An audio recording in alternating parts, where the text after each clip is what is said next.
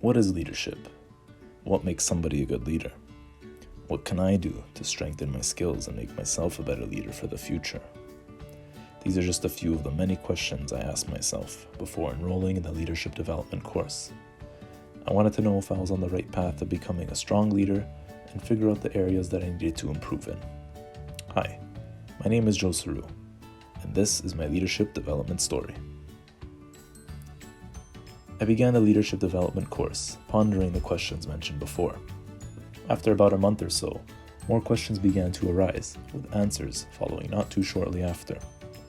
I haven't had too much knowledge in leadership since the majority of my group experiences were spent with all members of the group working at an equal role, meaning nobody was the official leader. Due to this, I always thought of leadership to be as simple as an individual guiding his or her team in the right direction and being there to provide them with assistance when needed.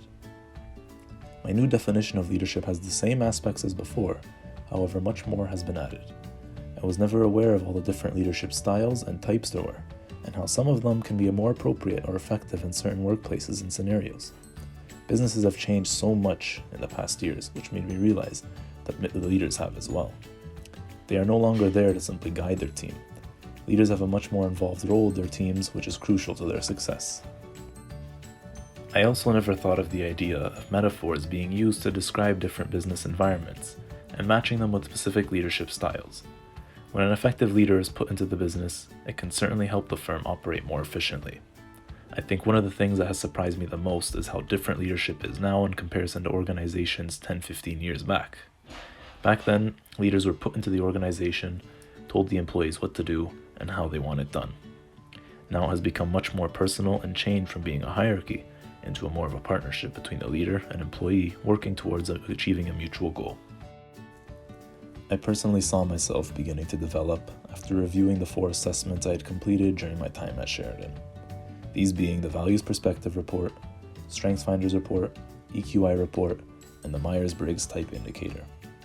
Each one provided me with results that allowed me to see what my current leadership strengths are and what areas needed to improve. I connected some of these areas to previous leadership experiences and saw clear examples of what needed to improve. One thing I was shown through my EQI report is that I had a low score in the emotional expression subscale, meaning that I'm not willing to open up as much to my group members and express how I feel. After reflecting back in my life, I realized this to be true not only in school, but in my workplace as well. I am always afraid to say how I feel because I don't want to offend anyone or hurt anybody's feelings. However, I have already begun learning to express myself more with people that I am close with. I hope to improve this by the end of the 2020 summer, in time for when I begin a new full-time job, because it'll be important that I know how to express my feelings in an appropriate and professional way.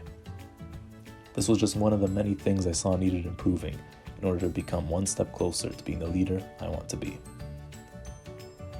Going forward, I hope to take this new mentality I have about leadership and using it to continue developing my skills in order to become the best leader I can be.